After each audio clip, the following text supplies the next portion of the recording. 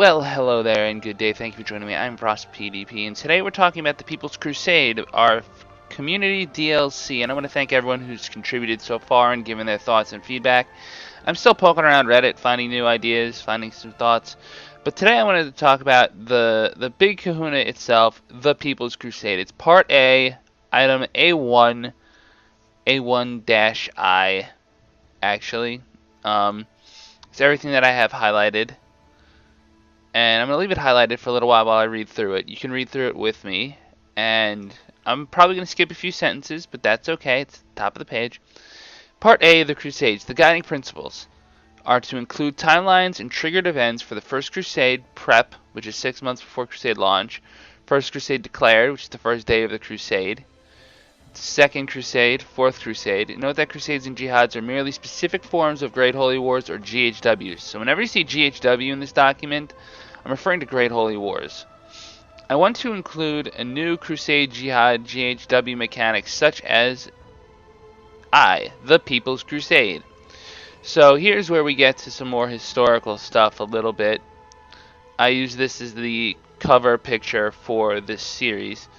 The People's Crusade. During the historical First Crusade, a vagabond known as Peter the Hermit raised an army of mostly peasants and low-ranking knights to march into the Middle East. They were horribly organized and ill-equipped, but they definitely had an impact in the war. I would recommend, if you want to check out more information about this, just pause this video, open a new window, go to YouTube, and search for extra history, the People's Crusade. They do a really good job of explaining what the People's Crusade was. You get some good images to look at, laugh at, and cry about. The idea of this is that one of the reasons the People's Crusade happened was population pressures. There were a lot of people in Europe. They weren't necessarily sure how they were going to get fed. And combine this with other socioeconomic pressures, and you get people trying to leave. You get emigration, departure, not immigration, arrival. Emigration, with an E, took place in this case in a very violent form. This guy, Peter the Hermit, got a bunch of peasants together and said, we're going to go over to the Middle East and take back all of this land that's been taken from us. Okay, well, he made up a lot of stories about what he claimed to have seen. There's no real evidence he actually was there. There's no evidence he wasn't. We don't know. This is, 1,000 years ago by this point, almost. And Peter the Hermit formed up this group of peasants. It was about 40,000 strong. But they were so badly organized that every land that they marched through, they started off in Central to Western Europe, and they had to march through places like Hungary and Poland, which wasn't expecting the Crusaders anytime soon. They marched at the wrong time of year. They wound up sacking Christian cities and otherwise being a menace until they got to Constantinople, where they finally just kind of sent ahead. So Alexios Komnenos kind of went, well, if you can't wait any longer, we'll just send you over now, which he did. And they actually were such a bad army that they made the Sultan of Rum, was it Rum? I'm not sure. The Seljuk guy in the area. They made him think, hey, you know what? These Crusaders aren't going to be a problem. They'll turn out to be a problem, as we'll get to. But the very first thing is the People's Crusade, and in-game changes are going to be in big bold. If your character is not at war during a Crusade or Jihad or a Great Holy War involving your faith, you may spawn a People's Crusade. What this means is that when they declare Crusades, the AI is going to have a lot more pressure on them to join Crusades, because they don't want to have their people decide to go off on their own. When that happens, high prosperity, possibly overcrowded provinces may spawn an approximately 5k stack of soldiers led by a host, basically a host claim, but it reduces prosperity. Now, what Paradox would have to do is give us a better gauge of how you can tell prosperity. Right now, you get prosperity increases all the time, but you really only get to see it in the game, like on 3 levels. You get like prosperous, more prosperous, booming, and then you get like depopulation levels too, which they added to deal with plagues in the Reaper's Due, which is awesome. But at the same time, it didn't really cover what we were looking to cover, which was how do you really accurately represent population. And if you want an example of one way that somebody has done this in a Paradox game, check out Arumba's Mew and Taxes playthrough. He's doing Granada. He's doing really well as Granada, and Mu Taxes is a mod for Europa Universalis 4 that includes aspects of population management. So there are ways that this could be added in. It doesn't have to be that clear cut. It could be more abstract. It could just be telling us, like, all right, you're at level 1 out of 10 for the next level of booming. You get this many bonuses. Have fun. So you would have little points and then break points. You know, maybe a scale of 5. There's 5 check marks you get, and then you get the next level. So each check mark is worth 0.2 tax income. Then we get the next level, you get a full 2 tax income. I don't know. I'm making numbers up off the top of my head. But the AI will join Crusades and have the possibility to win it. We'll talk about more about winning later. This also encourages players to join Crusades. Also, I highlight at the end here in these double parentheses, which in old AOL role-playing used to mean out of character.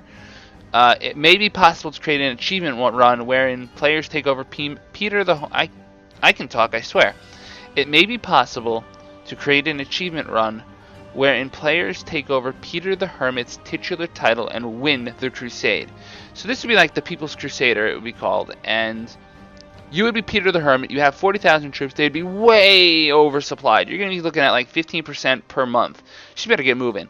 And you're already at war with the Seljuks. You just got to get down there and start fighting as Peter the Hermit. I don't know if you can take over someone as a titular title. I know you can have a titular title if you're leading a revolt, so I don't see why this is impossible. I think that it's been done with the Game of Thrones expansions if you want to play as Daenerys. So that's it for today. We covered a lot, and that's not a bad thing. And as you can see, there's so much more. I mean, there's Crusader Kingdoms, there's Fair Notice, and that can all be in the next episode, but I really want to focus on the People's Crusade today because it's really the thing that sort of underlines what we're trying to accomplish here. This is the People's Crusade to get our ideas into Paradox's hands. We have ideas. I've already got some from some people that play the game on religions, which is awesome. I kind of know what I want to do with Orthodox, but if you can think of something cool to do with Christians, that's fine. I know Muslims have their own game mechanics that I'm not familiar with, but I also know Paradox is handling this with whatever their next patch is going to be. Today is June 24th. I'm recording this in advance because I have my honeymoon I'm going on. I'm actually getting married in a week. So this is going to air on my wedding day, so awesome, right? But it's going to air automatically because that's the great thing about the internet. And the great thing about the internet is, and I'm going to paraphrase Jay and Silent Bob here, it's really a mechanism for you to complain about movies and video games and anything else you want from the comfort of your own home. So rather than complain, I've always believed in being constructive. That's why we're doing this. This is the People's Crusade to get our voices heard by Paradox, to get some changes we want to see in the game. Some that are a long time coming, some that are just fresh off the boat. And the truth of the matter is, I've had other ideas about how to handle Crusades. Crusader Kingdoms is going to be one of them. And then the whole fact that there was no First Crusade timeline bookmark for starting the game when I did my Robert's Revenge campaign, that really got me like, I want to make a suggestion about this. And then I had so many more ideas that I wanted to roll it up into one neat thing. Maybe you have your own and you want to do your own version of this video. Go for it. Do that. Have fun. Rip off my idea. Make it better. Just try to give me some credit, okay? You know, say like, hey, this is inspired by. Leave a comment. Let me know what you think. Let me know what you want to see in this. Maybe you have a better historical background than I do on this subject, and you'd like to shed some light. I could always include that in the document, and when we eventually hand this over to Paradox, that'll be great, because that way they'll have more stuff they can do with it.